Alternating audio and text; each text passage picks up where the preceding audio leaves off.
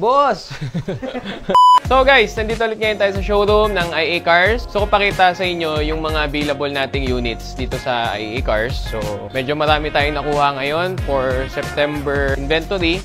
So tara, check natin. So guys, we have 2 units na nag-arrive yesterday. Nandito sila. This one is the High Ace Tourer. Ito yung malaking High Ace. Kasya is around 14 passengers. And also, meron tayong white. Bagong dating din. Etong dalawang unit na to is 2020 acquired. So basically, parehas fresh pa to, in good condition pa. And it's around 20,000 mileage lang yung tinakbo. Ito guys, mahirap makahanap sa dealer nito. Lalo na sa mga Toyota dealers, mahirap makahanap. If makahanap man kayo, I think ang offer nila is financing or parang merong additional na kailangan bilhin or accessory para maka-avail kayo ng High Ace Tourer. So guys, if you want to view this unit, nandito lang naman yan sa page natin, and also you can view it in our showroom dito sa IA Cars Marikina. Pakita ko na rin sa inyo yung mga sports car natin or muscle car natin is Camaro. Yung on-hand natin is Camaro, Chevy Camaro RS, which is the Bumblebee Edition. Ito, very rare din to sa market. Mahirap na makahanap ng yellow na brand new. So, we have a Bumblebee Edition. And also, meron din tayong Honda Civic na Type R.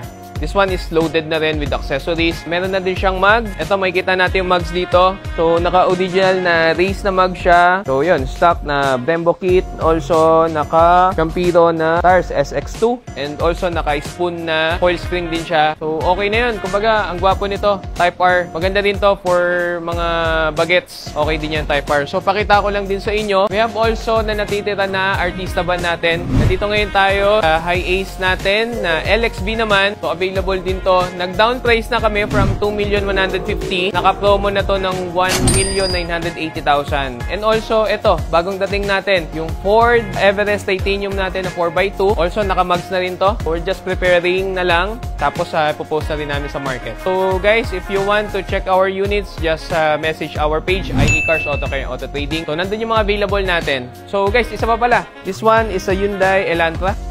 So, alam ko, 480, 420 na lang to. So, guys, check nyo na lang din to. Napakamura nito. Okay siya for mga budget cars or for mga daily cars. Pwede to. So, yun lang.